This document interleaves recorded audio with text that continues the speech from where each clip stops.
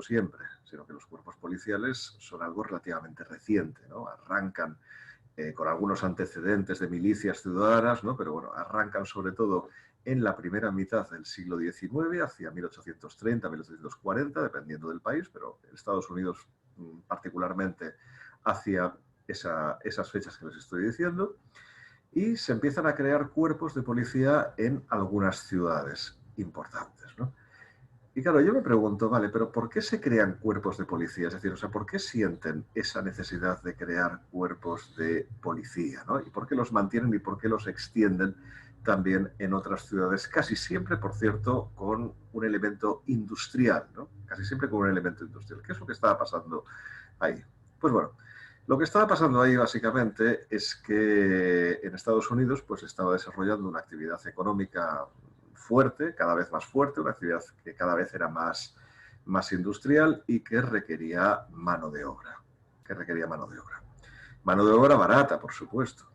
Y claro, ¿dónde va a encontrar uno esa mano de obra barata? Pues hombre, pues normalmente siempre viene de la inmigración de los extranjeros, es decir, de personas que de alguna forma salen de sus países huyendo probablemente de la miseria o de la falta de perspectivas que hay en el suyo, y a partir de ahí pues van a encontrar un mundo mejor. ¿Y qué ocurre cuando llegan a ese mundo mejor?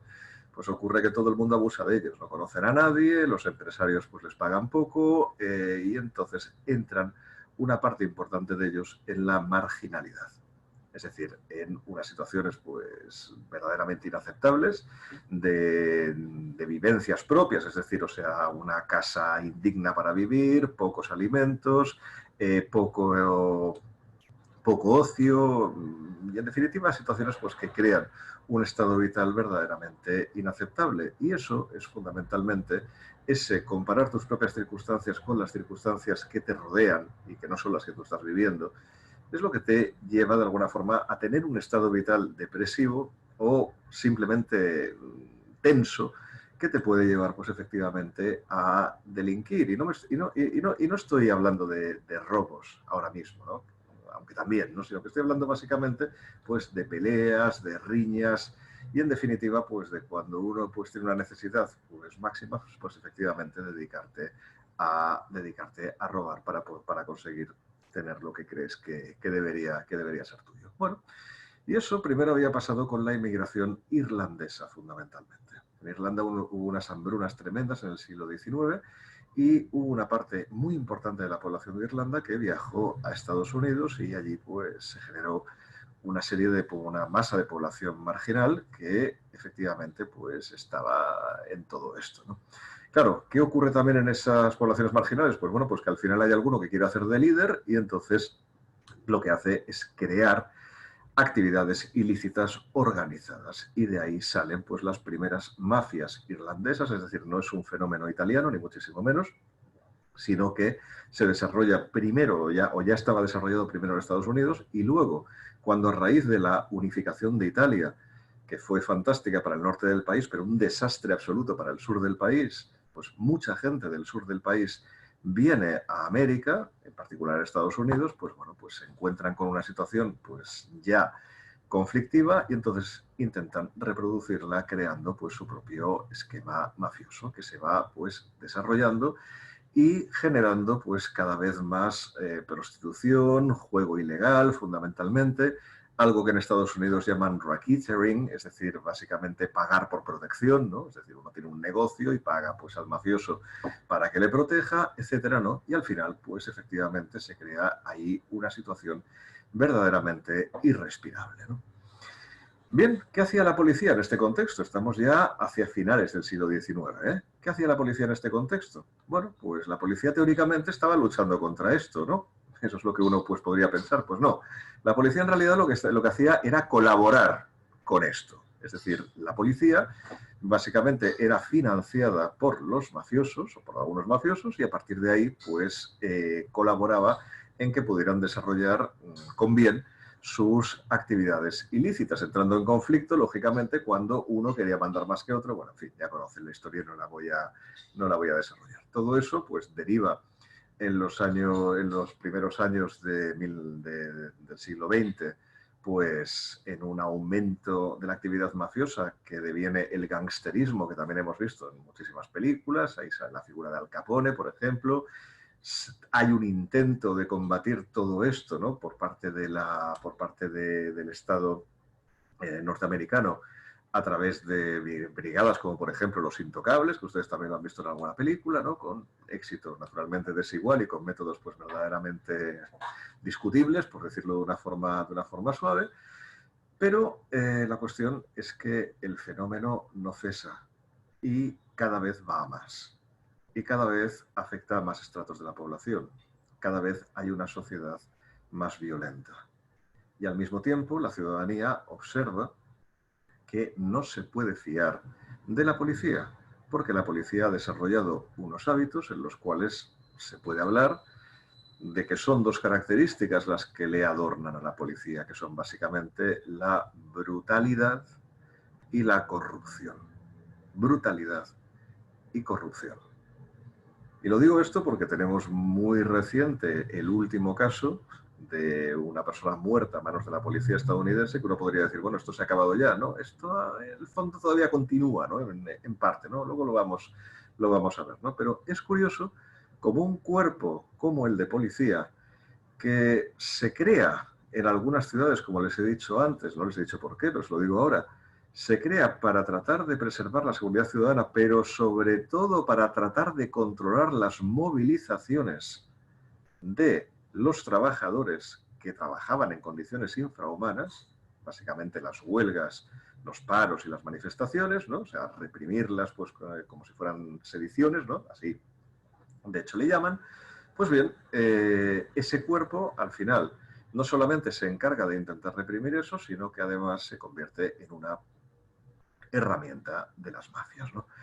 Bueno, a partir de ahí, pues claro, ¿qué hacemos para arreglar este problema? Por cierto, un problema muy presente en varios países, ¿eh? Es decir, ahora estoy hablando aquí de Estados Unidos, ¿no? Pero vamos, esto que estoy diciendo lo podría decir de varios países en los cuales pues he estado y efectivamente pues uno no sabe muy bien pues si confiar más en alguien que parece un delincuente o en alguien que va uniformado, ¿no? Porque claro, depende un poco pues de lo que pueda llegar a ocurrir, ¿no? Bueno, en todo caso, se empieza a sentir una necesidad de empezar a cambiar las cosas. Es decir, bueno, ¿qué podemos hacer para que esto cambie? Bueno, y hay diferentes iniciativas. Una, la principal, es tratar de capacitar, de formar mejor a la policía, ¿no? Para que no incurra en esos excesos, naturalmente, ¿no? Y para que tenga, pues, una actividad, pues, completamente lícita de averiguación de delitos y de protección de la ciudadanía, ¿no? Y eso, pues, efectivamente va avanzando a lo largo de las décadas, pero es muy complicado. Porque cambiar a un colectivo es dificilísimo. Es dificilísimo, porque siempre los nuevos que vienen heredan los vicios de los anteriores. Porque cualquier persona que va a trabajar en un sitio casi siempre pregunta a los demás, oye, ¿y aquí cómo se hacen las cosas? Y así es como se van trasladando vicios en la justicia, en la policía y en todas partes. De hecho, les pondré un ejemplo muy reciente. Ayer, la ministra de Defensa alemana disolvió una unidad de élite del ejército alemán por sospechas de nazismo, o sea, por sospechas de extrema derecha, ¿no? O sea, de pertenecer a la extrema derecha y de estar trabajando activamente para ella, incluso con robo de munición y robo de explosivos. O sea, imagínense ustedes la gravedad del tema, ¿no? Bien, bueno, no solamente es esa unidad, sino que la ministra ha detectado, o se han detectado, pues más brotes de extrema derecha en otros sectores de las mismas fuerzas de élite y entonces va a acometer una reestructuración global de ese cuerpo. Y no le va a ser fácil. Y no le va a ser fácil porque estamos hablando de la ideología de la gente, ¿no? Que claro, que en el caso de Alemania, pues la tienen como especialmente peligrosa, básicamente por todo lo que ustedes saben que ocurrió pues hace exactamente 75 años en este momento. Con lo cual, claro, tienen miedo y tienen un miedo absolutamente justificado y que comprendo por completo la actitud de la ministra de Defensa alemana, ¿no? Bueno, ¿qué hicieron en Estados Unidos? Pues bueno, en Estados Unidos lo que hicieron fue, aparte de esto, la Corte Suprema, en un momento determinado, quiso poner su grano de arena en esta cuestión. Quiso tratar de aportar algo para que la policía empezara a comportarse de una forma pues más adecuada. Y entonces alguien tuvo la idea de decir, bueno, vamos a ver, ¿Qué es lo que más le puede molestar a un policía? Pues bueno, pues que le echen abajo una investigación. Muy bien. Entonces, ¿qué tal si cuando observemos que la policía ha vulnerado un derecho fundamental, un derecho constitucional, un derecho civil en todo caso, ha vulnerado un derecho en la realización de sus investigaciones, ¿qué tal si entonces anulamos toda esa investigación? Bien, no está mal, es decir, como idea verdaderamente pues era ¿qué les voy a decir yo? Ambiciosa, ¿no? Pero bueno, pero en todo caso original, ¿no? Porque dices, bueno, pues efectivamente esto quizás podría llegar a funcionar, ¿no? Y así, pues efectivamente llegó el caso Silverton-Lambert, ¿no? De 1920 y anteriormente, en 1914, había llegado el caso Weeks, ¿no? Que también pues fue bastante famoso en este sentido, ¿no? Bien, implementan esta jurisprudencia pues no acaba de convencer en la práctica, ni muchísimo menos, pero el Tribunal Supremo de los Estados Unidos insiste en esta jurisprudencia en un caso que es muy importante, que es el caso Nardone, el de 1939, que es ahí donde por fin se habla de esa expresión tan conocida por todos, que es esa de la de los frutos del árbol envenenado, ¿no? Claro, ¿qué había hecho en las primeras sentencias y qué hizo en esta segunda? En las primeras sentencias lo que dijo es: toda prueba obtenida ilícitamente, lo que va a ocurrir es que la excluimos del proceso. Bien, principio claro, no hay ninguna duda, ¿no? Pero claro, ¿qué ocurre si resulta que, por ejemplo, la policía tortura a un detenido y ese detenido da una información? Pues claro, evidentemente lo que declara ese detenido no vale para nada, no va a poder ser utilizado como prueba del proceso. Bien, pero claro, ¿y si con la información que ha dado el detenido sometido a tortura, con esa información la policía le pide actuaciones judiciales a un juez, o sea, para que les permita entrar en un domicilio, por ejemplo, y el juez las concede de forma perfectamente legal, con toda la motivación del mundo? ¿Qué ocurre con esas pruebas derivadas de aquel acto ilícito? ¿Entienden lo que estoy diciendo, no? O sea, ¿qué ocurre con esa prueba indirecta, ¿no? Que, como se ha llamado después? Pues bien, pues lo que ocurría hasta Nardone es que esa prueba era lícita, era válida, pero a partir de Nardone se dijo que también esa prueba derivada tendría que ser anulada, porque de lo contrario era muy sencillo que la policía hiciera lo que le diera la gana y después tratara de legitimar su labor a través de estas evidencias posteriores o de estas diligencias posteriores para conseguir la licitud de las pruebas, lo cual evidentemente era un fraude. Por tanto, también se prohibieron esos frutos del árbol envenenado, es decir, los frutos serían las informaciones salidas del árbol envenenado. El árbol envenenado sería la tortura o la declaración bajo tortura de esa persona. Bien, el tema se entiende perfectamente y a partir de ahí, pues la Corte Suprema de los Estados Unidos pues sigue en esa línea durante bastante tiempo, durante todo el periodo de la Corte Warren, ¿no? Hasta que llega un momento que las cosas empiezan a torcerse. Las cosas empiezan a torcerse, sobre todo a raíz de Miranda versus Arizona, o Arizona, ¿no? De 1966. Aquella sentencia que todos ustedes conocen, de la cual sale lo de tiene derecho a guardar silencio, cualquier cosa que diga podrá ser utilizada en su contra, toda esa lectura de derechos, ¿no? Bueno, ahí las cosas se empiezan a torcer, básicamente porque empieza a haber una desconexión fuerte entre esa corte Warren, ¿no? Esa corte de los Estados Unidos formada mayoritariamente por personas más bien progresistas, ¿no? Con lo que eran pues los poderes más conservadores del país, ¿no? Y a partir de ahí pues se empieza a detectar una especie de necesidad de acabar con esta jurisprudencia, ¿no? De algún día conseguir que esto desaparezca, básicamente porque se empieza a extender entre la sociedad, pues que no están protegidos, que todo es inseguro, que los criminales entran por una puerta pero salen por la otra el mismo día y antes incluso que el denunciante, bueno, en fin, todo lo que ustedes ya conocen. Luego, además, esto es curioso y me gusta comentarlo, ¿no? La cinematografía también pone su grano de arena ahí, porque, por ejemplo, ustedes me imagino que recordarán la mayoría, pues todas las películas de Clint Eastwood, ¿no? Que hemos visto todos, ¿no? De Harry el sucio, Harry el fuerte, Harry el ejecutor, Harry el maravilloso, Harry el policía que todo lo sabe, Harry el policía que tiene poderes especiales para percibir quién es un delincuente y en cuanto lo ve, matarlo y ejecutarlo y prescindir de todas esas molestias que suponen pues nosotros los juristas y particularmente los jueces que vamos anulando pruebas, ¿no? Que tendrían que ser perfectamente válidas. Bueno, eso, aunque les puede parecer que no y que ahora estoy exagerando, eso crea un caldo de cultivo en la sociedad verdaderamente. Crea un caldo de cultivo que se va extendiendo y que hace que efectivamente cuando hay unos cambios en la composición personal de la Corte Suprema, pues si vienen inspirados por un presidente más conservador, como por ejemplo era Ronald Reagan, pues claro, va poniendo a personas de un perfil pues más duro ahí y esa jurisprudencia pues va menguando, ¿no? Esa jurisprudencia pues tan favorable a los derechos fundamentales va menguando. Y efectivamente esa jurisprudencia pues fue menguando con una velocidad que la verdad es que ahora mismo pues podríamos decir, hombre, fue lenta, ¿no? Porque entre Miranda versus Arizona y los años 80, ¿no? Que es cuando empieza esto realmente a ponerse más en cuestión, pues hay un tiempo por en medio, pero no, en realidad la cosa ya empezó en los años 60, ya hay algunas sentencias en las cuales pues podemos ver ahí verdaderamente que hay problemas, ¿no? Es decir, que se trata de corregir lo que se había dicho en Weeks, lo que se había dicho en Silverthorne Lumber y lo que se había dicho en Nardone, es decir, lo que se había dicho entre 1914 y 1939, ¿no?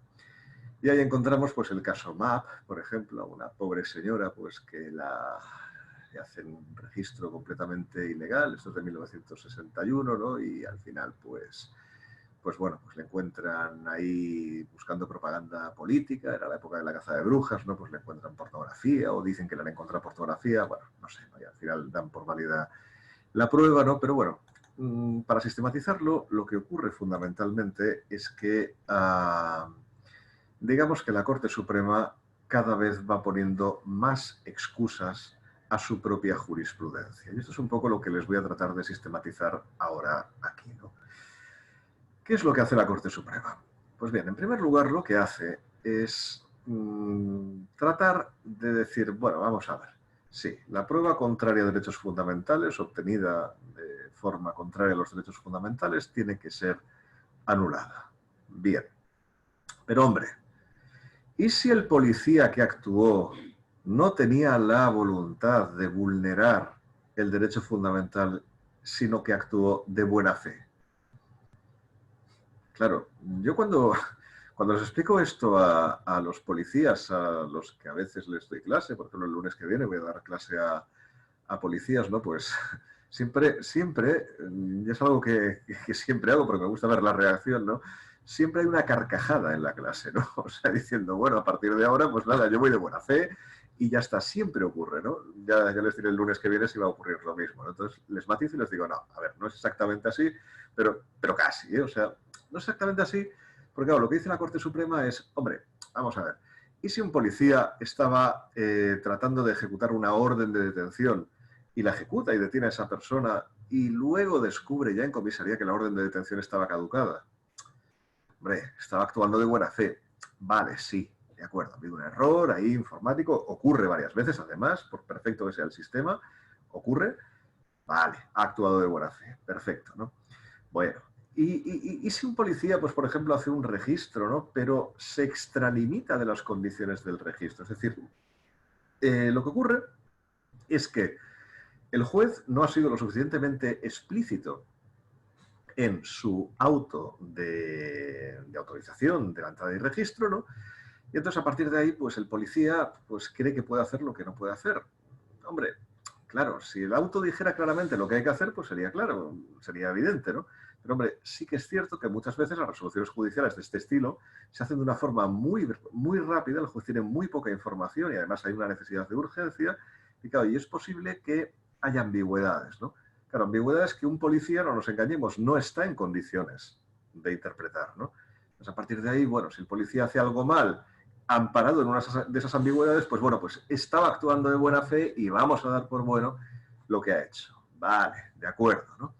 O bien si, por ejemplo, el policía está actuando en función de una norma jurídica que cree vigente, pues porque se acaba de aprobar la nueva y no lo sabía, ¿no? Pero ya no está vigente precisamente porque ha habido una reforma, ¿no? Bueno, vale, el policía no es un jurista, hay cuerpos jurídicos que efectivamente se encargan de su asistencia, pero bueno, démoslo por bueno también, ¿no? Pero claro, es que ya empezamos a encontrar ya otros casos que empiezan a ser un poco más peliagudos, ¿no? Claro, policía, pues que por ejemplo detiene a una persona y teniendo en cuenta la peligrosidad del momento valorada por el propio policía, ¿no? Pues entonces prescinde de la lectura de derechos y se lo lleva a la comisaría sin más, ¿no? Bueno, sí, a lo mejor era una situación peligrosa, ¿no? Pero ya ahí empezamos con ya demasiadas matizaciones, ¿no? Por ejemplo, otro caso en el cual la policía no leyó los derechos al detenido, fundamentalmente porque el detenido dijo que ya los conocía, que ya le habían detenido muchas veces y que se los sabía de memoria y que por tanto cesaran con esa letanía que no tenía ningún sentido, ¿no? Y claro, la cuestión es que al final no lee los derechos, ¿no?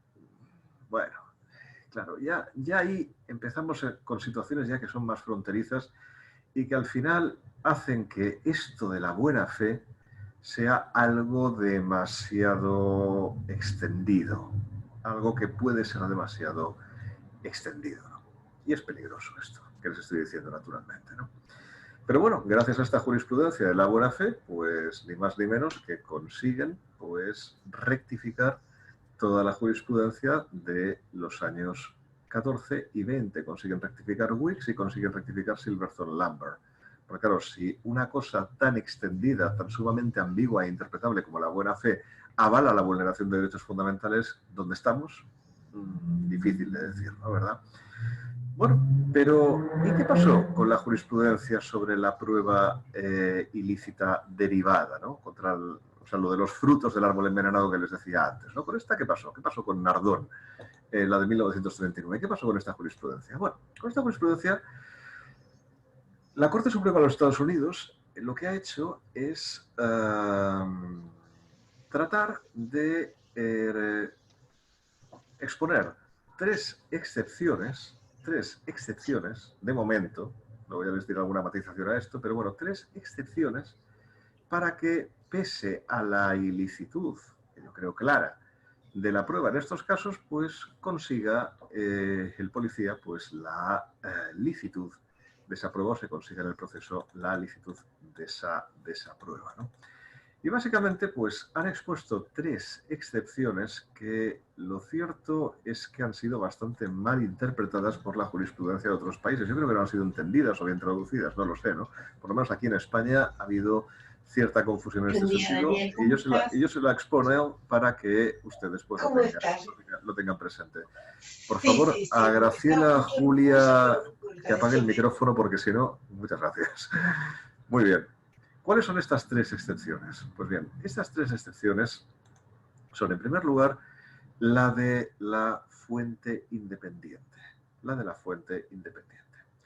Que esta es una excepción que crea en Estados Unidos la Corte Suprema en el caso Cruz. En el caso de Estados Unidos contra Cruz. C-R-E-W-S, ¿no? Bien, ¿aquí qué pasó? Pues bueno, pues pasó lo siguiente. Pasó que estaban habiendo una serie de atracos en la zona de los monumentos conmemorativos de Washington, ¿no? En Estados Unidos. Y bueno, y en algunos de estos robos, pues además había habido alguna agresión sexual incluso, ¿no? Más que agresión, algún abuso sexual en realidad, ¿no? Aprovechando pues el momento del robo, ¿no? Y bueno, y los denunciantes, o las denunciantes, mejor dicho, pues atribuían estos robos, estas agresiones sexuales a una persona de raza negra, de unos 18, 20 años aproximadamente, ¿no? Alta, delgada. Bien, y entonces, bueno, pues ¿qué hace la policía? Pues trata de buscar a una persona de estas características, que digo yo que en Estados Unidos debe haber unas cuantas de estas características, ¿no? Es un poco pues como en España decir aproximadamente varón blanco de 1,70 m, 75 m, cabello moreno, ojos marrones, ¿no? Pues en fin, ustedes van a encontrar todos los que quieran por la calle, ¿no? Bueno, pues la cuestión es que finalmente la policía lo que hace es que detiene a una persona de estas características aprovechando que no, bueno, que no había ido a clase, ¿no? Es decir, o sea, que no había acudido pues al colegio donde debía estar, y entonces pues bueno, pues lo detiene y bueno, ¿tú tienes algo que ver con esto? No, tal, bueno, le hacen unas fotos, ¿no? Y entonces a partir de ahí, ¿qué es lo que hacen? Bueno, pues la policía lo que hacen, bueno, le dejan en libertad, por supuesto, porque no había ningún cargo contra él. Tampoco lo de no estar en clase, porque no estar en clase no es delito, que yo sepa, ¿eh? O sea, es decir, era una detención clarísimamente ilegal, ¿no? Y a partir de ahí, pues bueno, pues les enseñan la foto a las víctimas y las víctimas, por supuesto, dicen, por supuesto, es este. Claro, por supuesto, es este. Claro, actualmente esto, si se lo dices a un psicólogo del testimonio, pues te va a decir que si estás de broma, ¿no? Porque claro, cuando te enseñan una foto de una persona que has visto en situación de estrés durante escasos segundos y luego la policía te enseña una foto diciendo que ¿a qué es este? Claro, tú vas a decir que sí, si realmente corresponde con la descripción que tú diste en aquel momento. Se crea una especie de efecto compromiso, como se llama, ¿no? Incluso después se puede hacer la rueda de reconocimiento y vas a reconocer a la persona y vas a decir, hombre, no, entonces es cierto, no, porque entonces la víctima a quien reconoce no es a quien le atracó, sino a la persona que vio en la foto. Se produce lo que se llama ese efecto compromiso. Por tanto, en fin, la cuestión es que aquella identificación fue seguro hecha de una forma tan bastarda como lo estoy escribiendo, por supuesto, y a partir de ahí, pues aquello tendría que haberse anulado todo, ¿no? Sobre todo porque el acto del que partía todo, que era la detención ilegal de esta persona, pues tenía que invalidar todo lo demás. Es decir, es la teoría de los frutos del árbol envenenado, directamente aplicada. Pero no. La Corte Suprema dijo en el año 80, ya con una nueva composición, dijo, bueno, vamos a ver, vamos a ver. Es que es cierto que esta persona fue detenida ilegalmente, vale, pero, hombre, el reconocimiento que las víctimas han hecho de la foto es una fuente probatoria independiente de aquella detención ilegal. Y por tanto, como es una fuente independiente, entonces la damos por buena. ¡Wow! A mí la verdad, yo no sé a ustedes qué les parece, pero a mí me cuesta realmente entenderlo, porque si no llega a existir la detención ilegal, ¿cómo hubiera podido hacer la policía la foto? ¿Y la foto qué pasa? Que no es ninguna prueba, no es ningún elemento de convicción, hombre, por favor. O sea, no sé. A mí la verdad es que esta jurisprudencia no me convence absolutamente nada, pero es la primera excepción a la doctrina de los frutos del árbol envenenado. Pero hay más. Hay una segunda excepción, que es la llamada, la del nexo causal atenuado. Y que la Corte Suprema inaugura, esta del nexo causal atenuado, la inaugura con el caso Wong Sun de 1963. Wong Sun contra Estados Unidos, que lógicamente por el nombre ya se dan cuenta que había una persona de raza china pues, que estaba involucrada en este proceso. No en los hechos, probablemente, pero sí en este proceso. ¿Qué pasó ahí? Pues bueno, lo que pasó fue que la policía pues está investigando pues un delito de tráfico de estupefacientes. Vale. Y entonces va por un barrio de aquellos un poco más sensibles, un poco más conflictivos, si ustedes lo quieren decir así, para entenderlo, y a partir de ahí pues detienen a una persona, la registran y por supuesto pues le encuentran pues un estupefaciente. Vamos a ver, ¿y esto de dónde ha salido? No, esto no es mío, ¿no? ¿Dónde lo has comprado? Pues se lo he comprado a aquel de allí, ¿no? Que el de allí, que vete a saber quién era, ¿no? Probablemente no sabía ni el detenido quién era, ¿no? Bueno, van a aquel de allí, como es ese barrio, pues efectivamente, pues aquel de allí también entran, tú tienes algo, no, bueno, sí, al final sí. Y vale, ¿de dónde lo has sacado? Bueno, pues aquel de allí dice, no, me lo ha dado el de ahí atrás, el de la casa de atrás. Bueno, el de la casa de atrás era un pobre chino que estaba durmiendo tranquilamente. Y ese pobre chino, pues le despierta a la policía, le despierta a la mujer. Ninguno de los dos habla inglés. Bueno, él habla un poco de inglés, pero con muchísima dificultad. Bueno, la cuestión es que al final, pues, se lo llevan detenido y él, pues bueno, no asume los hechos, ¿no? Claro, no entiende nada, ¿no? Intenta, pues, de alguna forma comunicarse con la policía. Hay la suerte de que uno de los policías actuantes es de ascendencia china, con lo cual logra entenderse un poquito con él. Y a partir de ahí él dice que que eso no, que no tiene nada que ver con los hechos y que por tanto que le dejen en paz, con lo cual le ponen en libertad. Bueno, ¿qué ocurre? Lo que ocurre es que al cabo de unas semanas esta persona china comparece de nuevo ante la comisaría de policía, en la comisaría de policía, y dice: muy buenas, venía a realizar una declaración de culpabilidad. Una declaración de culpabilidad, sí, porque efectivamente de los hechos que ustedes me acusaron el otro día, pues efectivamente soy yo. Sí, he sido yo el que los ha protagonizado, etcétera, ¿no? Vale, hace la declaración, se la dan a firmar, dice que no, que él no firma nada, pero la declaración estaba hecha, y entonces uno, bueno, pues piensa, bueno, ¿qué ha pasado aquí, no? O sea, bueno, pues aquí lo que ha pasado es que hay una persona que ha ido a una comisaría de policía a reconocer unos hechos que vaya usted a saber si eran ciertos o no, pero básicamente que ha ido porque la han detenido ilegalmente unas semanas antes. Si no la hubieran detenido ilegalmente, no hubiera acudido a la comisaría de policía, evidentemente. Bueno, entonces efectivamente la Corte Suprema dice, bueno, sí, efectivamente hay un nexo causal entre esa primera detención y la comparecencia ante la policía, pero, hombre, hay un nexo causal, pero es un nexo causal atenuado. Es muy pequeñito, ¿no? Por tanto, vamos a prescindir de este nexo causal que no nos importa y fuera. Y vamos a continuar adelante. Y esta prueba, pues es perfecta. Esta declaración de Wong Sun, ¿no? de este ciudadano chino, pues es perfectamente válida. En fin, ¿usted qué quieren que les diga? A mí lo primero que se me ocurre pensar en este caso es que probablemente aquel policía que se consiguió comunicar con él porque era de ascendencia china le convenció para evitar una sanción disciplinaria o para evitar cualquier cosa, o no lo sé, le persuadiría de alguna forma para que fuera a la comisaría a declarar, porque si no, a santo de qué va a ir este pobre hombre a la comisaría a decir que ha hecho algo que probablemente no había hecho. Pero lo dieron por válido, lo dieron por válido. Esa fue la segunda excepción. Pero vamos a la tercera. Que la tercera, bueno, la tercera ya les digo que de entrada me puede convencer hasta a mí, ¿eh? Es decir, no voy a ser tan sumamente escéptico, pero verán, es un caso de aquellos que te impresionan, incluso como jurista, por más acostumbrado que estés a ver casos parecidos a este, ¿no? Es el caso Nix contra Williams de 1984. ¿Qué pasó en el caso Nix? Bueno, pues pasó pues una de estas historias horribles, ¿no? De niña que desaparece de un pueblo sin motivo aparente. Cuando eso ocurre, pues todo el mundo nos imaginamos lo peor, imagínense ustedes, ¿no?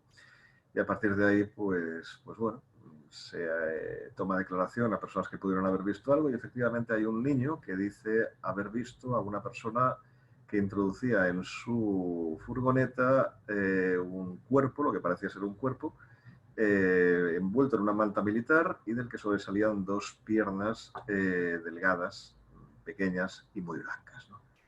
Con lo cual, pues la policía dice, vale, pues ya estamos en la pista, ¿no? Empiezan a investigar los hechos y entonces al final dan con un posible responsable, un sospechoso, que es Nix precisamente, ¿no? Y entonces, pues bueno, le empiezan a preguntar, bueno, ¿tú qué sabes de esto? No, yo no sé nada, etcétera, ¿no?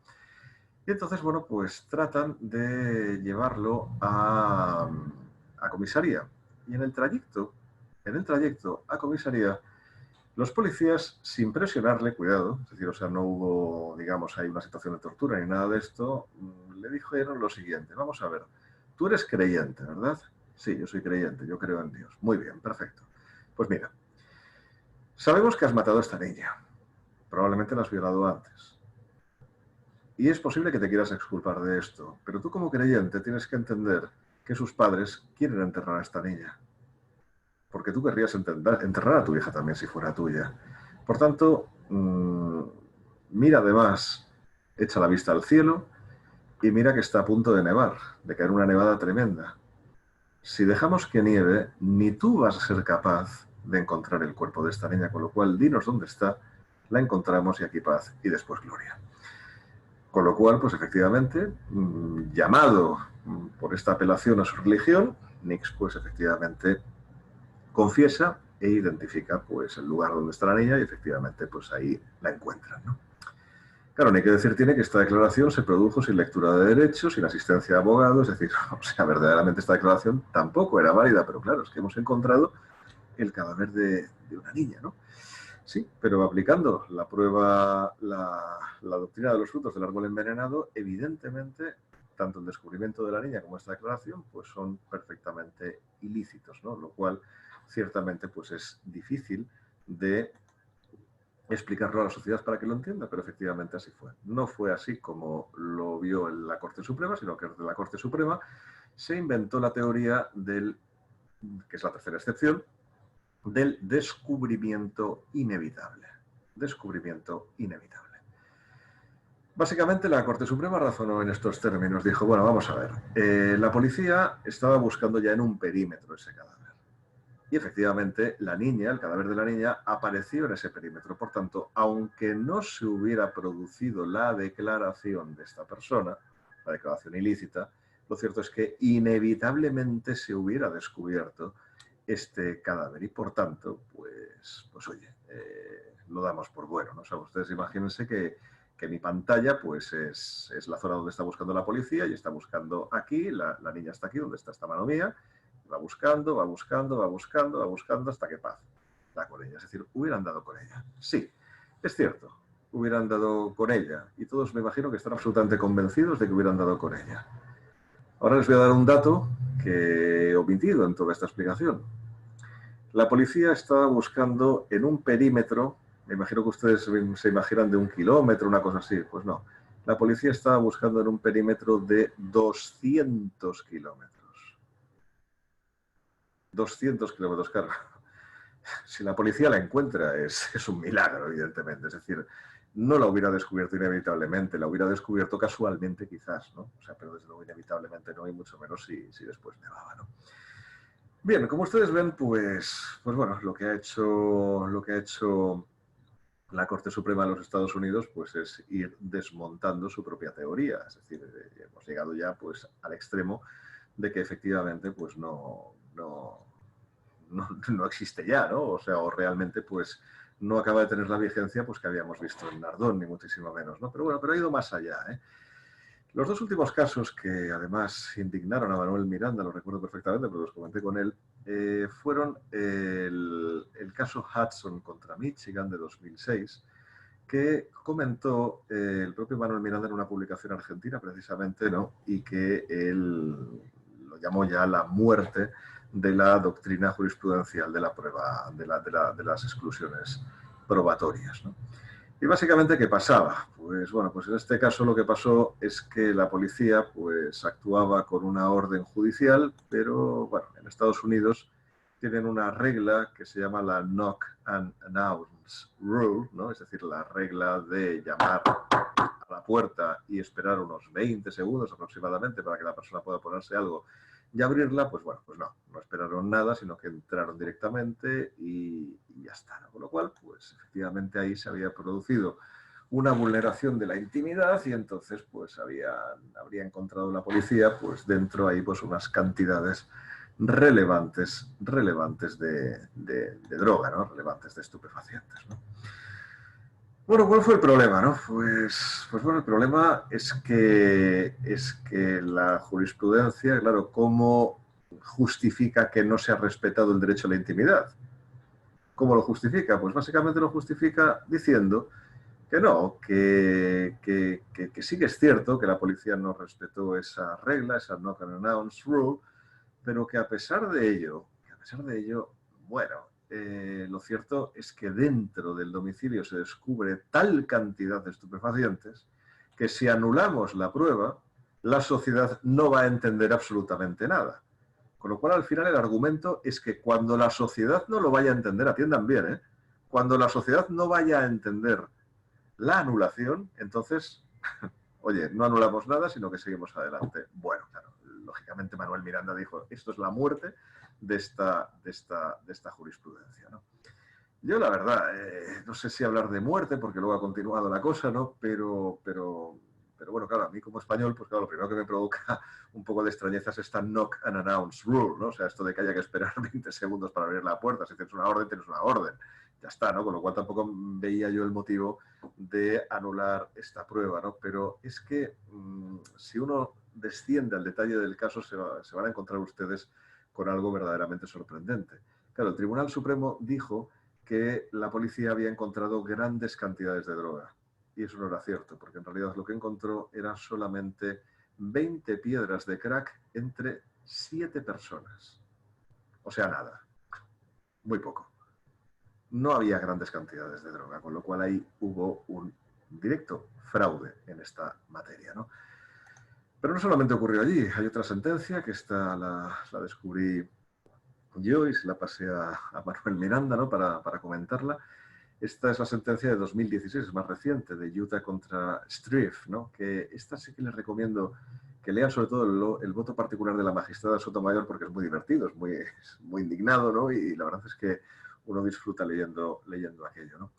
¿Y ahí qué pasó? Bueno, pues ahí lo que pasó básicamente fue que había un policía que estaba investigando un domicilio en el que creía pues, que se podían estar vendiendo droga porque observaba entradas y salidas sospechosas y estuvo ahí pues, durante unos días hasta que me imagino que ya acabamos de cansado de esperar, pues detuvo a uno de los que salían y efectivamente pues le detiene sin causa probable y sin nada, es decir, o sea, no tenía ninguna autorización para hacerlo, pero le detiene, vamos a ver tú qué llevas aquí, te cacheo, etcétera, y sí, efectivamente le encuentra unas cantidades de estupefaciente y por tanto pues se le condena por tráfico de drogas finalmente. Claro, la detención era claramente ilegal, porque, a ver, salir de un determinado lugar, si no hay más datos, no es un delito que yo sepa, o no es algo que tenga que llevar a un policía a tener una sospecha fundamentada, una causa probable, como dicen en Estados Unidos. A mí me gusta más decirlo de sospecha fundamentada porque se entiende mejor, ¿no? Lo que queremos perseguir, sospecha fundamentada. Bueno,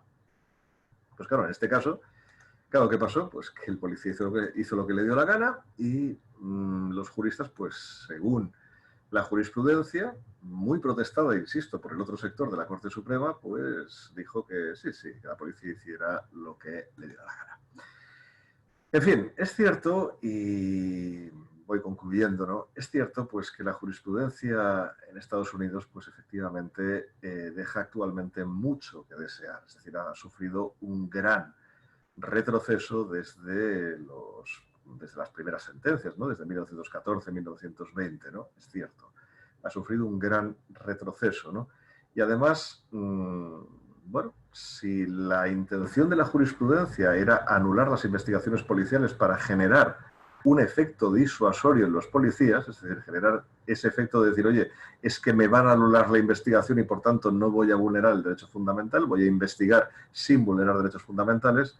Sí, efectivamente se quería generar ese efecto disuasorio, lo cierto es que no se consiguió. Es decir, o sea, no ha sido el caso porque la policía de Estados Unidos, pues lamentablemente, a pesar de que tiene pues grandes valores dentro de sus diversos cuerpos, pues todavía sigue actuando pues con unas reglas, ¿no? Con unas maneras de actuar que la verdad es que dejan bastante que desear, ¿no? Y por eso, pues, lo cierto es que es bastante discutible, ¿no? Pero bueno, en todo caso, claro, fíjense ustedes lo que yo les he traído aquí. Les he explicado casos y les he explicado una situación que está verdaderamente empantanada, ¿no? O sea, porque claro, ¿ahora qué hacemos, no? O sea, porque resulta que tenemos una jurisprudencia que más o menos nos gusta desde el punto de vista jurídico, pero en cuanto empezamos a poner excepciones, la jurisprudencia deja de existir y además las excepciones no nos acaban de convencer, ¿no? Claro, ¿qué es lo que hacemos, no? Bueno, esa es la razón por la cual me vi obligado a hacer una propuesta que es la que yo les hago ahora, ¿no? A continuación. Bien, yo, aparte de averiguar las circunstancias históricas, traté de ir un poquito más allá, ¿no? Es decir, no solamente ver cuál era el contexto histórico en el cual se produjo esa jurisprudencia, sino también ver qué es lo que querían conseguir, ¿no? Y claro, ¿qué querían conseguir? Bien, no solamente que la prueba pues se practicara de forma lícita, que la policía se comportara mejor y que no se vulneraran los derechos fundamentales, sino que además lo que quieren conseguir es que es algo que a todos ustedes les va a sonar mucho, que es que evitar que la policía no introduzca pruebas falsas en el proceso. Porque claro, verán, cuando yo les hablo de esto a los policías, también les hago una pregunta, que es una pregunta trampa, lo reconozco, ¿no? Prácticamente capciosa, pero creo que es pertinente, verdaderamente, ¿no? Yo les digo, vamos a ver, ¿ustedes para hacer una investigación necesitan vulnerar derechos fundamentales? Entonces, unánimemente la clase me dice, no necesitamos vulnerar derechos fundamentales. Muy bien. Claro, entonces, ¿por qué ocurre, no? Entonces vamos hablando, y ahí es cuando verdaderamente ves ¿cuándo se produce esa vulneración del derecho fundamental? Se suele producir cuando la policía quiere descubrir algo que cree que existe, pero no lo logra encontrar, ¿no? Es decir, no logra encontrar la evidencia de eso que cree que existe y le da mucha rabia, naturalmente, ¿no? Entonces, a partir de ahí, el problema que se produce es que la policía puede intentar introducir pruebas falsas en el proceso para confirmar su propia versión de los hechos, cosa pues que no nos engañemos, ha ocurrido muchas veces por desgracia y sigue ocurriendo, ¿no? Claro, y eso es una catástrofe, ¿eh? Es una catástrofe porque, claro, el fin del proceso es conocer la realidad de los hechos, ¿no? Es una de las circunstancias necesarias para conseguir tener una sentencia justa, ¿no? Pero, claro, si nos alejamos de la realidad de los hechos, gracias a estas pruebas falsas, pues claro, estamos haciendo un trabajo verdaderamente defectuoso, ¿no? Claro, entonces, ¿qué hacemos, no? Bueno, pues ahí lo que hay que hacer es simplemente reconocer que cuando ha habido una vulneración de derecho fundamental, hay una altísima probabilidad, yo creo que es casi una evidencia, de que ha podido haber una manipulación probatoria por parte de la policía. Es decir, vulneración de derecho fundamental equivaldría a intento de manipulación policial de los vestigios. Claro, y ahí ya sí que tienes un argumento cerrado para decir esto hay que anularlo, porque no nos queremos alejar de la realidad de los hechos. Y yo lo creo así y lo propongo de esta forma. Por tanto, para mí es incondicional. Es decir, o sea, la prueba vulneradora de derechos fundamentales tiene que ser excluida. Pero vamos a ver, también reconozco que hay veces que da mucha rabia, ¿no? Que un criminal se escape, ¿no? O sea, que una persona que verdaderamente todo el mundo ve que es absolutamente responsable, se nos escape por esta razón. Y ahí es cuando creo que el jurista, pues vamos a ver, no podemos ser tan sumamente formalistas, sino que tenemos que encontrar una vía de escape, pero una vía de escape acertada, no una vía de escape tipo la buena fe, tipo pues la fuente independiente o el descubrimiento inevitable. No, esto es demasiado. O sea, esto sirve para cualquier cosa. No, tiene que ser una cosa muy concreta y muy cerrada a este caso de cuando haya una evidencia de la actuación criminal de la persona que estamos investigando. Pues bien, yo la única excepción que propongo y que defiendo para la exclusión de la prueba vulneradora de derechos fundamentales, la única excepción que propongo es el descubrimiento de la realidad notoria del delito. Y cuidado que lo que estoy diciendo tiene una carga jurídica importante, ¿eh? Descubrimiento de la realidad notoria, subrayo esta palabra, notoria del delito. Es decir, cuando efectivamente, pese a la prueba ilícita, descubrimos la realidad de los hechos. Lo conseguimos. Descubrimos la realidad de los hechos y no podemos negarla. Por tanto, es notoria, ¿eh? O sea, el término notorio tiene un significado muy preciso y muy restrictivo en derecho procesal. Pues me estoy refiriendo a ese supuesto, a que sea notorio, a que sea innegable, absolutamente innegable. Bien, yo creo que en esos casos tenemos que dar la prueba por buena. Tenemos que aceptar la prueba. Pero claro, alguien naturalmente pues me dirá, bueno, entonces estamos avalando la tortura policial, estamos avalando las entradas ilegales, estamos hablando de todo esto. Y entonces yo digo, no, no lo estamos avalando. Lo que pasa es que hay que recordar de dónde viene todo esto.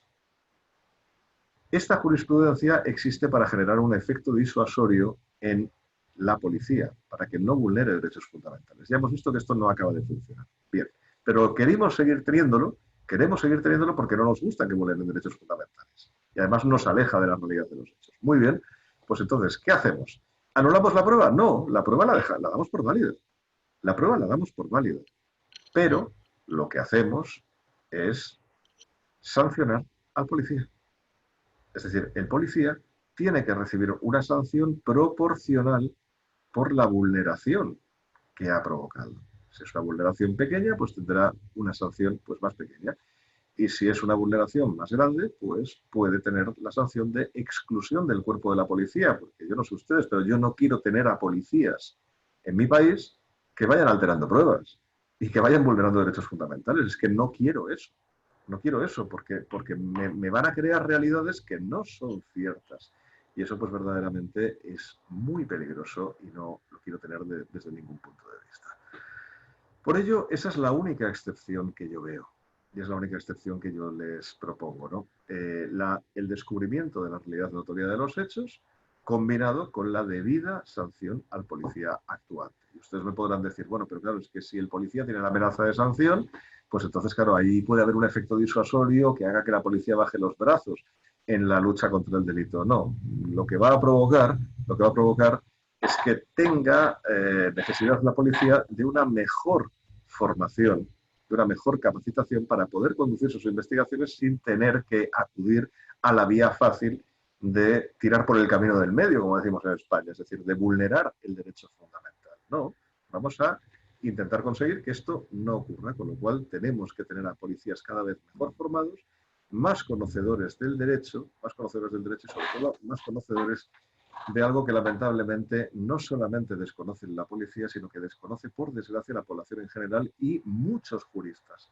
que son los derechos fundamentales o derechos humanos, depende de ustedes como quieran. Eso es algo que tendría que enseñarse desde las escuelas, los derechos humanos, para que la gente supiera desde el principio cuáles son, pero lamentablemente los planes de estudio de los colegios, pues esto no acaba de entrar en la mayoría de lugares, no sé, en Argentina, pero desde luego aquí brilla por su ausencia esa enseñanza, o cuando se la dan, pues les enseñan una serie de cosas que ni siquiera el maestro entiende cuando lo está explicando y de aquello se olvidan en 4 patadas, ¿no? Con lo cual, la verdad es que la realidad actual es que si uno le pregunta a un ciudadano cuáles son sus derechos, lo cierto es que los desconoce, y cuando le pregunta incluso uno eso a un jurista español, les puedo asegurar que la enorme mayoría no les sabrían decir la lista de derechos que tenemos reconocidos en nuestra Constitución.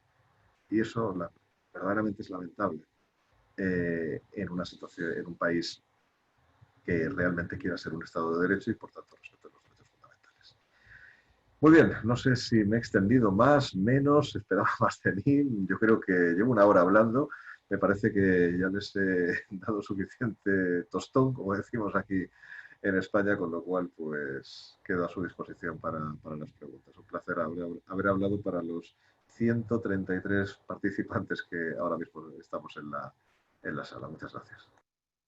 Muchas gracias, Jordi. Bueno, te transmito un aplauso si esto fuera presencial, seguramente de los 133 presentes.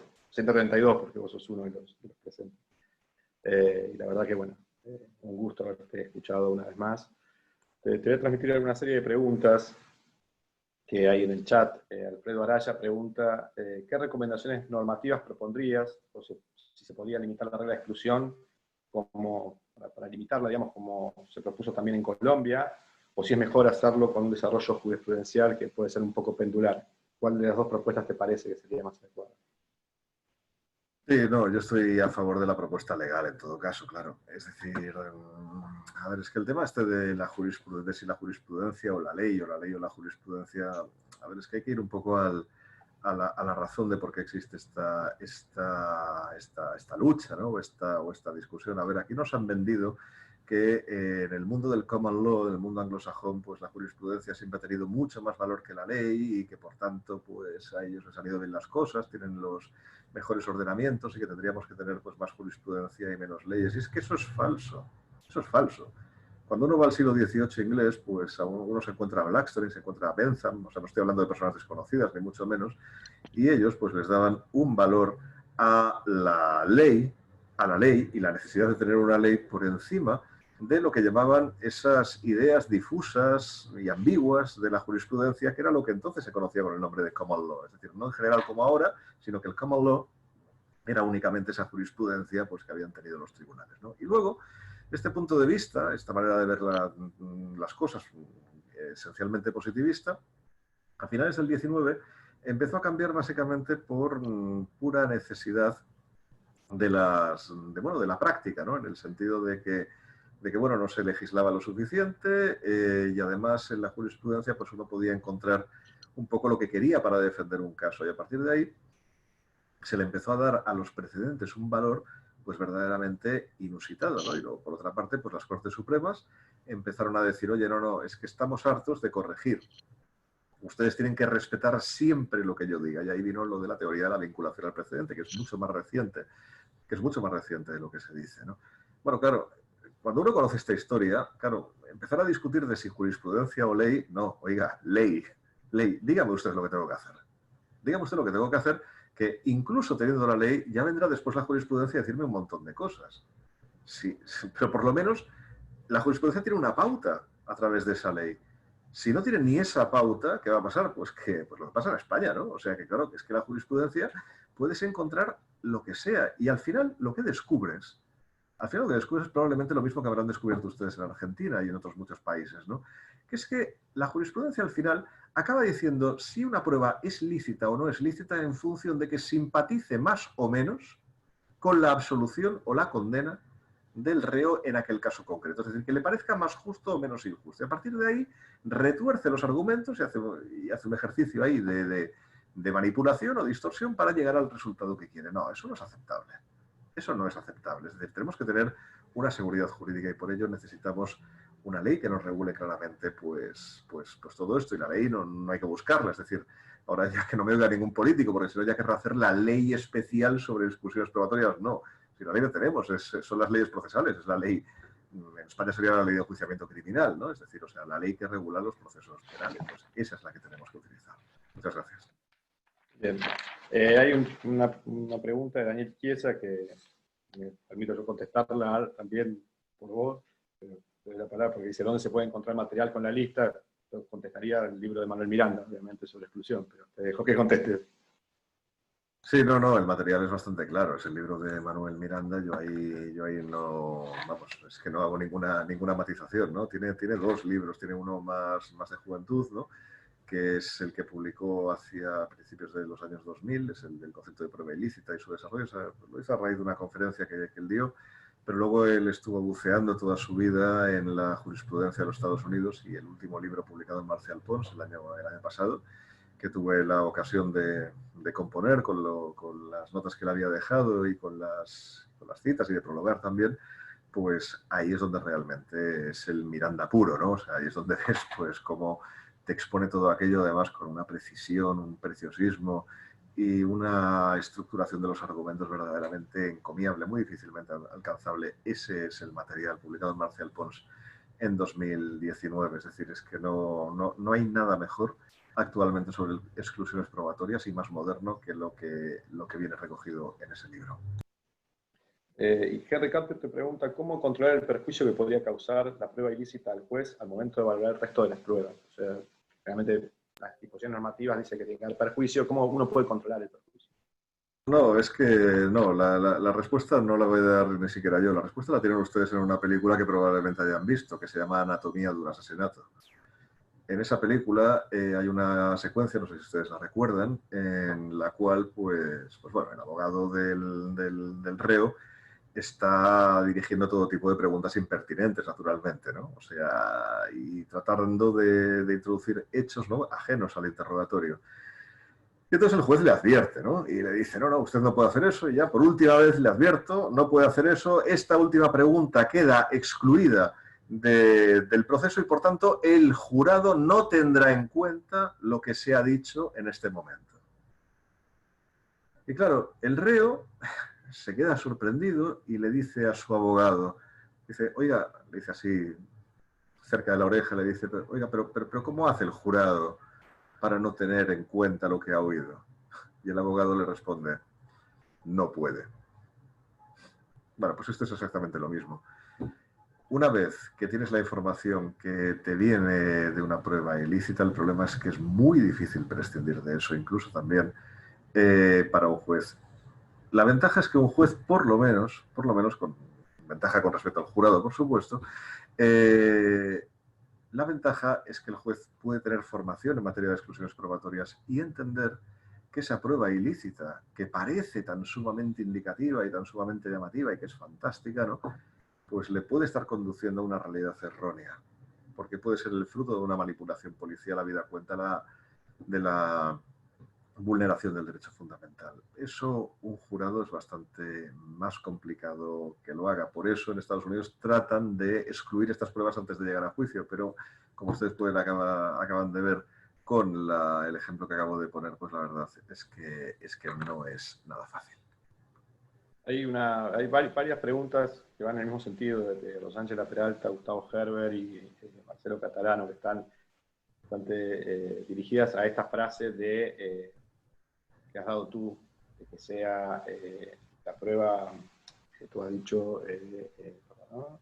Que hagan imposible negar la existencia del hecho, ¿no? Y quizás un poco de precisiones, porque algunos señalan como si eso no permitiría un poco, en definitiva, un Estado autoritario, o no permitiría también una excepción similar a esto de que la sociedad no entienda, o también una diferencia plantea Gustavo Halber entre las provisiones probatorias, las ejecuciones probatorias que no operan de manera semejante a las provisiones probatorias independientes de Alemania.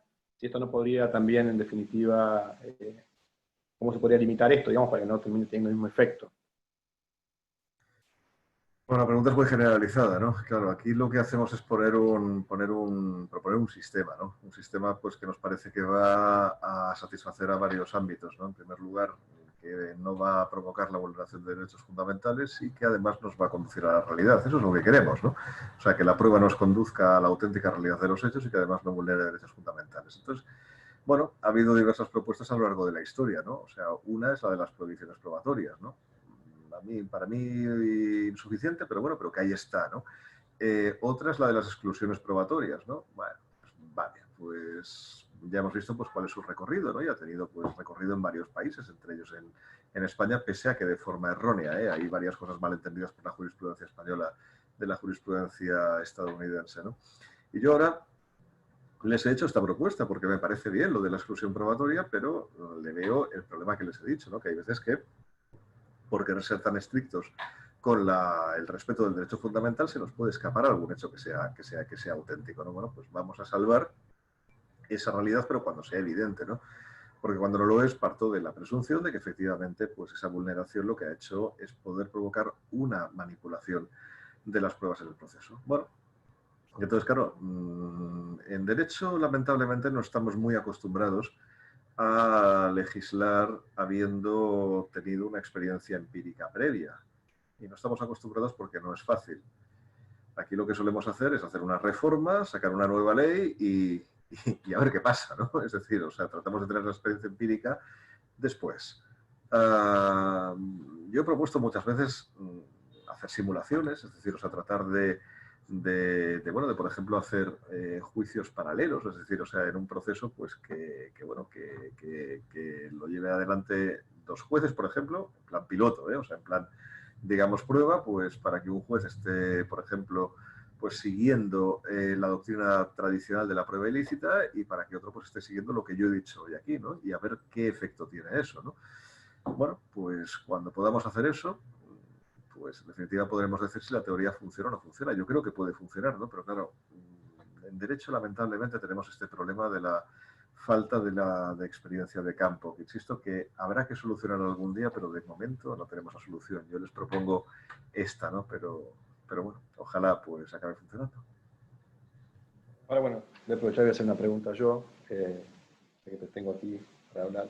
¿No crees que la extensión de la jurisprudencia de la exclusión americana, de la Corte Norteamericana, en Latinoamérica, al menos en Argentina, que tiene bastante incidencia con finales de la dictadura y principios del advenimiento democrático en la década de los 80, está también muy vinculada a ciertas estructuras policiales, como en muchos casos autoritarias, o también que impiden, si se quiere, poder conocer los hechos, porque hay una sospecha de corrupción en la policía, de altos niveles de corrupción en la policía, justamente, en definitiva, tornarían conveniente volver a los primeros principios de la teoría de exclusión, o vos pensás que ya los principios de la teoría de exclusión como abordaje para el problema policial ya son un enfoque incorrecto per se?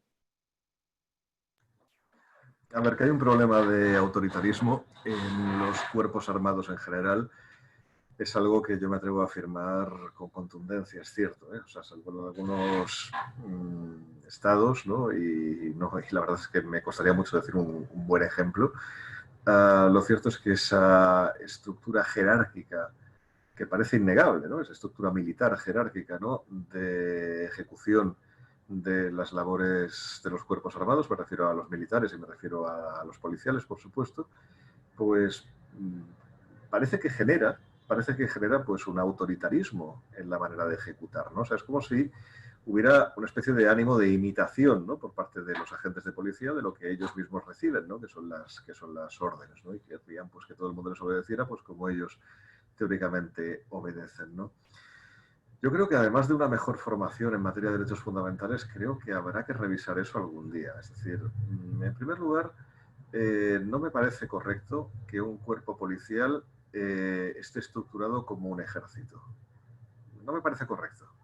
No me parece bien porque su función es otra completamente diferente y además tenemos tristes ejemplos históricos de qué ocurre cuando uno pone al ejército en la calle a hacer de policía. Terrible, terrible. Por tanto, creo que eso es lo primero, ¿no? O sea, diferenciar lo que es el ejército de lo que es la policía, pero claramente, ¿no? Y una vez que lo has diferenciado, entonces tienes que ver cuáles son las funciones que tiene la policía realmente, que son de prevención y de investigación de delitos, ¿no? Y, o sea, de protección de la seguridad fundamentalmente, ¿no? Y ahí es cuando dices, vale, el principio de jerarquía, sin más, es el más adecuado en este tipo de relaciones. Bueno, pues probablemente no. Probablemente tendríamos que tener una estructura más bien colaborativa, ¿no?, más bien cooperativa entre los diferentes cuerpos, sobre todo para que dejen de competir muchas veces, ¿no?, entre ellos sobre quién tiene la mejor investigación, quién lo hace mejor. Que esto ocurre, es lamentable, verdaderamente cuando ocurre es terrible, ¿no? Pero a lo mejor eso lo dejaríamos de ver, es un espectáculo que no se puede describir con palabras verdaderamente, ¿no? Pero bueno, a lo mejor tendríamos que ir un poco más allá, y aquí ya me voy del tema de mi conferencia, pero quiero decirlo, porque es parte de la pregunta, ¿no? A lo mejor también hay que revisar un poco el funcionamiento del ejército.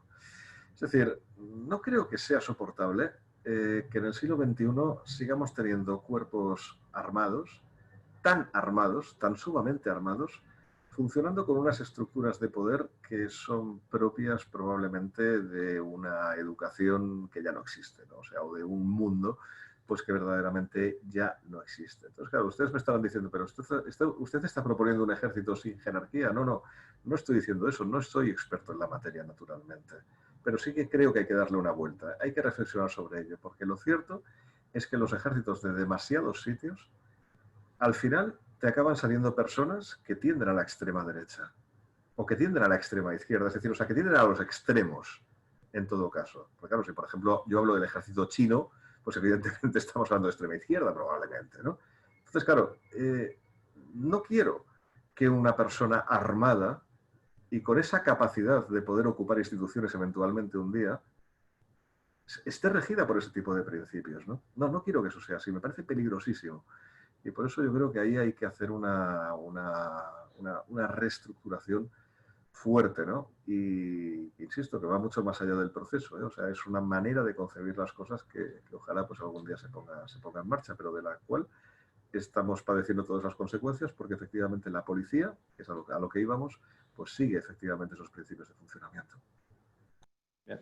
Y ya para terminar, la última que convenzo también, o quisiera comenzar unas últimas dos preguntas. Una de Diego Stratiotis y otra de Justina. Me llama la atención esto de la doble sanción que vos proponés. Por un lado, en definitiva, la sanción a la persona que se descubrió que efectivamente cometió un hecho ilícito utilizando una prueba que fue adquirida ilícitamente, y a su vez la sanción al policía que cometió esa infracción. ¿Cómo podés armonizar eso? Se plantean si no sería una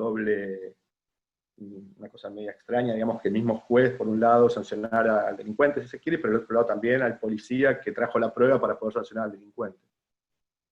No, vamos a ver, de doble sanción hablamos únicamente cuando es la misma persona la sancionada. Entonces, claro, recibe dos sanciones, la penal y la administrativa. Eso sí que sería un caso de bis in idem, evidente, ¿no? Pero cuando son dos diferentes los sancionados, es decir, por una parte el rey, por otra parte el policía, por un procedimiento distinto, que en todo caso sería disciplinario si no hubiera llegado a mayores, y si hubiera llegado a mayores sería un proceso penal, pero diferente del otro proceso. Vamos, yo no le veo el más mínimo problema, todo lo contrario. Es decir, estamos hablando de supuestos diferentes que no tendrían ningún tipo de fuerza de cosa juzgada entre ellos dos, y que en todo caso se podría hablar de una influencia que se está hablando bastante ahora en Europa, en la doctrina, que es el efecto probatorio o el evidentiary effect, ¿no? Que es como le llaman, y que vendría a ser una especie de influencia de los hechos averiguados en un proceso sobre otro proceso y que, dado que los casos son distintos, no se puede hablar de cosa juzgada, ¿no? Yo simplemente me limito a apuntarlo, ¿no? Es un tema mucho más ambicioso, naturalmente, que podríamos tratar aquí. Yo creo que pertenece al estudio de la cosa juzgada, pero bueno, con independencia de esa cuestión puramente doctrinal, lo cierto es que hay una pequeña influencia de un proceso sobre otro, naturalmente, ¿no? O sea, de la realidad que ha sido demostrada en un proceso va a ir en parte al otro, pero bueno, a partir de ahí, pues los dos procesos cada cual tiene su propia defensa y desde luego no hay en absoluto un caso de bis in idem, en absoluto. Y ya para terminar, porque abusando de tu siempre generosa... Abusen, no hay ningún problema. Abusen. No quiero abusar de la amistad, Jordi. No, bueno, Analía Reyes pregunta si hay alguna jurisprudencia, algún tribunal de derechos humanos o internacional que vaya o que tenga alguna propuesta similar a la tuya. Y, digamos, para aclarar, porque después hay unas preguntas de Román de Antoni y de Manuel Andrés Freire, si puedes dar algún ejemplo para que quede más bien claro, digamos, esto de obtención, la excepción de notoriedad que vos propones. Si puedes dar un ejemplo concreto, como para que quede más claro eso, más allá de que pueda uno discrepar o estar de acuerdo contigo. Las dos preguntas serían estas: si hay algún tribunal que ya haya tomado alguna excepción o lo haya manifestado de algún modo, y por el otro lado, si pudieras ejemplificar esto para que quede quizás más clara la posición. Sí, queda claro. No, vamos a ver. En cuanto a la jurisprudencia, algún precedente podríamos encontrar dentro de todo el marasmo de sentencias que hay en el mundo sobre prueba ilícita, pero no podría citar un referente claro, lo cual, pues, por supuesto, no es ningún impedimento para hacer ciencia jurídica, ¿no? Muchas veces estamos ahí pendientes de encontrar el argumento de autoridad que nos avala lo que estamos diciendo y no. Uno puede tener una idea y a partir de ahí, pues, exponerla y, bueno, y ver si efectivamente, pues, cuaja y tiene, pues, desarrollo por parte de otros juristas o también la aceptan. De hecho, es lo que hacen. Es lo que hace la propia jurisprudencia. La jurisprudencia al final son unos jueces que están en un determinado tribunal en aquel momento concreto y se les ocurren cosas, ¿no? Bueno, pues el hecho de que estén allí en ese momento concreto no hace de ellos mejores juristas, son mejores juristas con independencia de pertenecer a la Corte Suprema. Lo voy a decir de otra forma para que se entienda mejor. Ser magistrado de la Corte Suprema no equivale a ser un buen jurista. Ojalá fuera así. Pero más bien se accede a la Corte Suprema cuando uno es un buen jurista. Lamentablemente todos sabemos que esto no siempre coincide, lamentablemente, ¿no? ¿Qué le vamos a hacer, no? Pero bueno, en todo caso, un ejemplo, sí. El ejemplo es muy fácil. A mí no me gusta complicar las cosas con un ejemplo y otro porque creo que bueno, que eso pues confunde más a las personas. Pero voy a dar uno del cual ya he hablado antes, que es el mismo caso Nix, el caso de la niña que desaparece y que, bueno, se le dice al posible responsable que diga dónde está porque va a caer la nevada, etcétera, lo que he explicado antes, ¿no? Bien, ese es un caso que a mí me parece que se pudo haber salvado justamente gracias a esta teoría mía de la realidad notoria. ¿Por qué? No solamente porque bueno, la declaración que hizo Nix no fue violenta, es cierto que no fue ajustada a derecho, pero bueno, eso es un detalle secundario, pero lo que sí que tengo claro es que lo que se descubrió a través de esa declaración era rigurosamente cierto. Era la realidad notoria. ¿Por qué? Porque nadie que no fuera el autor de esa desaparición podía haber identificado con esa precisión la situación del cadáver. Nadie. Realmente nadie. Vale. Uno siempre se puede imaginar realidades alternativas. Sí, no, es que eran dos, resulta que uno la secuestró y la violó y se lo dijo a un amigo y el amigo es tonto y decide pues de autodenunciarse, ¿no? Para decir que ha sido él, ¿no? Sí, siempre nos podemos imaginar realidades alternativas, pero claro, pero esto es un poco absurdo, ¿no?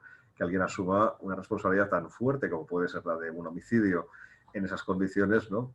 Por encubrir a alguien, ¿no? O sea, verdaderamente sería algo espectacular, ¿no? Por tanto, me parece que ese podría ser un ejemplo de realidad notoria. Y ojo que no contemplo más, ¿eh? O sea, es decir, tiene que ser notoria verdaderamente, tiene que ser algo que realmente choque con la pura inteligencia, no aceptar que efectivamente eso que estamos viendo ahí pues es el producto de la investigación de la auténtica realidad. Cuando no sea así, yo la prueba la daría por inválida, fundamentalmente porque es que nunca sé hasta qué punto el policía se ha extralimitado y ha manipulado las pruebas. Miren, ustedes no sé si recordarán el caso de Falciani, un trabajador de un banco suizo que, bueno, que robó un montón de datos de cuentas de gente que tenía, pues, en ese banco de Suiza, pues tenía mucho dinero negro, fundamentalmente, y entonces, pues, bueno, pues se dedicó a ir difundiendo esa información y, bueno, esa información, pues, efectivamente fue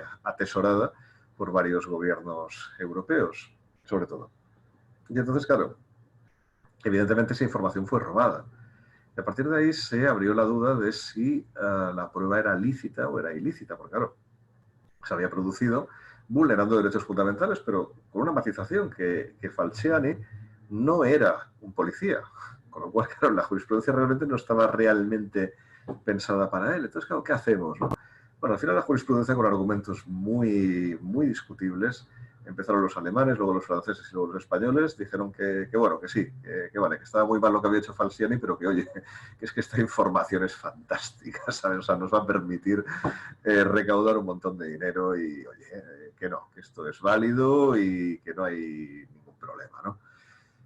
Pero claro, a mí la argumentación de estas sentencias, la verdad es que me puso un poco en guardia, ¿no? O sea, porque yo ni siquiera tengo claro que toda la información que dio Falciani fuera realmente cierta, ¿no? Pero hay una cosa que sí que es verdad, que es que una vez comprobada por la Fiscalía Suiza la existencia de estas cuentas, ¿no? Pues efectivamente hay algunas que sí que se correspondían pues, con esa realidad y por tanto estábamos hablando de una realidad notoria, ¿no? Y a partir de ahí pues no tuve dudas con aquello, ¿no? Pero bueno, pero sí que es posible que Falciani, pues oye, trabajando en el mismo banco, pudo hacer traspasos de unas cuentas a otras para simular la existencia de personas con unas cantidades de dinero irracionales, ¿no? Que luego en realidad no existían, ¿no?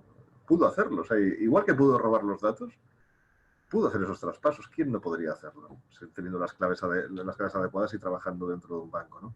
En fin, insisto, a mí lo que me preocupa como procesalista es la manipulación, la posible manipulación de la prueba, ¿no? Y además de la vulneración de derechos fundamentales, por supuesto, ¿no? Pero en ese caso, pues parece que no se produjo. Bueno, la verdad es que hemos abusado ya de tu amabilidad. Muchísimas gracias, Jordi. Todo el mundo está en el chat agradeciendo la claridad de tus conceptos, la claridad de las exposiciones. Bueno, obviamente siempre queda para debate y en el mundo jurídico para estar de acuerdo, para discutir, para proponer otras ideas. Quería darle 5 minutos, o 5 segundos, la palabra a la presidenta de la asociación, a Patricia Toscano. De mi parte, despedirte, obviamente, tenga palabra la doctora Toscano. Muchísimas gracias, doctor Jordi. Ha sido una exposición verdaderamente enriquecedora. Estamos muy, pero muy contentos y agradecidos por su charla, por su participación en este Zoom de la asociación. Y bueno, esperemos verlo nuevamente en otra oportunidad. Muchísimas gracias. Y gracias a todos por la participación. Bien, a mí solamente me resta por agradecerles esta convocatoria, que además, bueno, por el chat estoy viendo que ha sido seguida también desde diversos lugares del mundo, con lo cual, pues, incluso desde aquí, desde Barcelona, les hubiera salido probablemente más fácil citarme en una terraza de un bar, ¿no? Y poder hablar de este tema, ¿no? Pero bueno, lo cierto es que ahora mismo no están las cosas para eso y bueno, ha sido de verdad un placer estar con ustedes y mi alegría sería plena si no fuera porque estos encuentros me llenan de nostalgia, se lo digo en serio, porque veo que todos ustedes están allí donde yo querría estar en este momento y después de esta conferencia, pues no lo sé, irnos a disfrutar un poco y hablar y conversar, ¿no? Pero bueno, lamentablemente es así. En todo caso, de verdad, les agradezco la convocatoria, me deja un poco más cerca de su lugar de origen y en todo caso, pues espero verles en persona muy pronto. Muchas gracias. Muchas gracias, Jordi. Entonces, saludos a todos. Saludos a todos. Hasta luego.